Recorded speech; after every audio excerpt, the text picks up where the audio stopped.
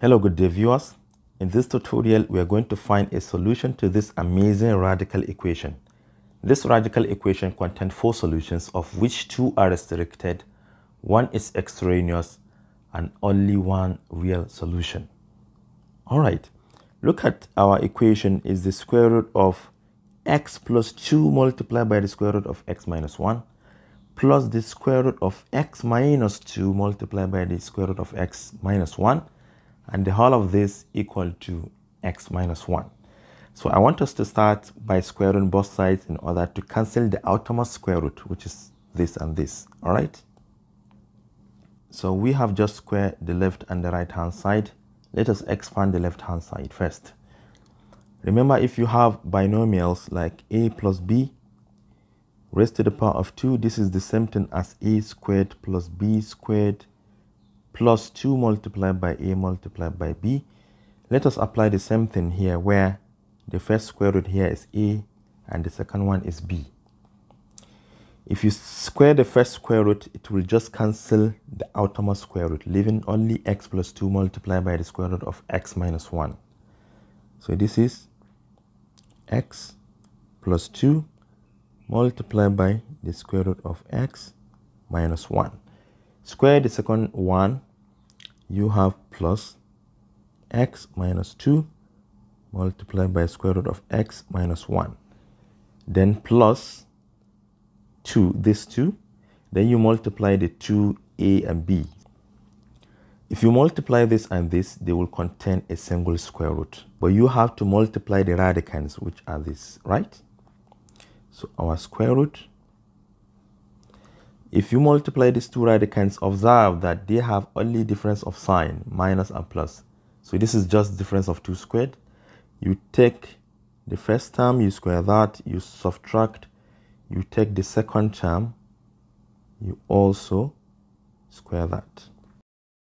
And to the right hand side, let me leave it for now because we don't have much space. X minus 1 all squared. From here, 2 multiplied by the square root of x minus 1 will take care of the negative 2 multiplied by the square root of x minus 1. But we have x and x making 2x plus 2 multiplied by the square root of, let me simplify the whole of this first. Let me do it elsewhere. You know, this power of 2 will affect both the 2 and the radical. For the 2, we are going to have 4, and for the radical, it will go, leaving only x minus 1, right? And if you expand this, you're going to obtain 4x minus 4, right? And that's what we have after expanding this. So let me bring it back. We have x squared minus, this minus will affect the 2 times, so it will be minus 4x. Then minus is plus, so we have plus 4 here. And this is equal to, I can now expand the whole of this, which is going to give us, first term squared is x squared minus 2 times x times 1 is 2x. The negative 1 squared is positive 1. This is 2x plus 2 multiplied by the square root of x squared minus 4x plus 4, but this quadratic expression is a perfect square quadratic expression because the coefficient of x is negative 4. Take half of that, you're going to get negative 2. But if you square negative 2, you're going to obtain 4. For this reason, we have x minus half the coefficient of x, which is negative 2. Then the whole of this all squared. This is equal to x squared minus 2x plus 1. From here, this power of 2 will cancel the radical sign, but make sure you add the absolute value.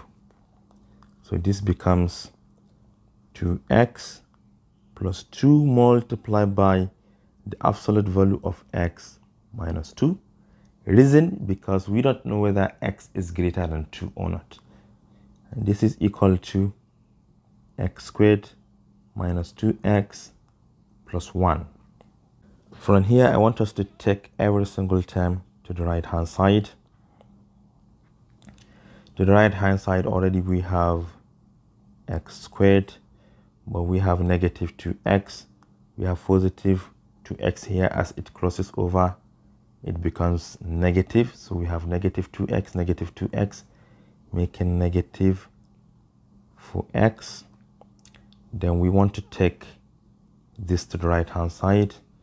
It becomes negative 2. Then the absolute value of x minus 2. Then we have plus 1 the last term. And the whole of this equal to 0. If x minus 2 is positive, which is greater or equal to 0, it implies that x must be greater or equal to 2. And for the second condition, if x minus 2 is negative, it implies that x must be less than positive 2. Okay, let us take all of these two and apply them here. Let's start with the first one. So our equation becomes x squared minus 4x, then minus 2 multiplied by that as it is. We have minus 2 times x is minus 2x. Then minus 2 times minus 2 is plus 4, right? Then plus 1, and the whole of this equal to 0. Minus 4x minus 2x is minus 6x. So we have x squared minus 6x. 4 plus 1 is 5. And the whole of this equal to 0. This is a quadratic equation that can be solved by factorization. We think of two numbers, which when we multiply them together, we get 5. And when we add them together, we get negative 6.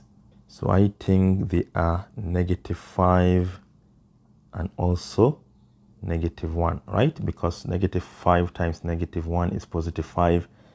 Negative 5 plus negative 1 is negative 6, right?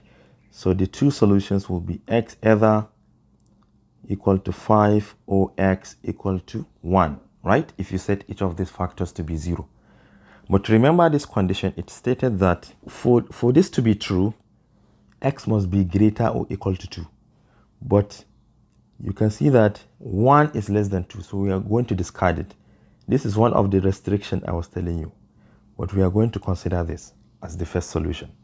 Let's observe when x minus 2 is negative. So let me copy the equation again. If x minus 2 is negative, we are going to obtain x squared minus 4x minus 2, then multiply by negative x minus 2, right? Because it is negative this time around. This negative will affect all of these two terms. So we have x squared minus 4x minus 2 multiplied by negative x plus 2 plus 1 equal to 0. X squared minus 4x. Distribute this negative 2. We have negative 2 times negative x is positive 2x. Then negative 2 times positive 2 is negative 4 plus 1 equal to 0. We're moving. This is x squared. Join these two together, you have negative 2x, right? Negative 2x. Join these two together, you have negative 3. Negative 3. And this is equal to 0. Let us think of two numbers which when we multiply them together, we get negative 3. And when we add them together, we get negative 2. The numbers are minus 3 plus 1. Because minus 3 times 1 is minus 3 and minus 3 plus 1 is minus 2. Set each factor to be 0. X either equal to 3 or x equal to negative 1. But what is that condition? Remember, it stated that x must be less than 2 for that to be true. This is greater than 2, so we are going to discard this. But this is less than 2, we are going to consider this. So in all, you can see that the only two solutions are 5 and negative 1. But among these 5 and negative 1, we have to test them in the main equation. Let me copy the main equation. when x equal to 5, we have the square root of 5 plus 2 multiplied by the square root of 5 minus 1 plus the square root of 5 minus 2 multiplied by the square root of 5 minus 1. Is this equal to 5 minus 1? That is the question. From here you can see that 5 minus 1 is 4. Square root of 4 is 2. 2 times 2 is 4. Then 4 plus 5 is 9. Square root of 9 is 3. Then plus 5 minus 1 is 4. Square root of 4 is 2. 2 times negative 2 is negative 4. 5 minus 4 is 1. Square root of 1 is 1. Is this equal to 5 minus 1? 3 plus 1 is 4. 5 minus 1 is 4, and 4 equal to 4, and hence this is true. Therefore, we have confirmed that the value of x is equal to 5. But let us test the other one when x is negative 1. When x equal to negative 1, this is square root of negative 1 plus 2 multiplied by square root of negative 1, negative 1. From here, we don't even have to test, but look at negative 1 is negative 2. And what is square root of negative 2? It will give us a complex solution. And look at the right hand side, negative 1 is negative 2. There is no way the sum of two square root will ever give a negative result. And hence, we are going to disqualify this. And the only real solution is x equal to 5. And this is all I have for you today. Thank you for watching. Do share to your learning colleagues, and don't forget to subscribe to my YouTube channel for more exciting videos. Bye bye.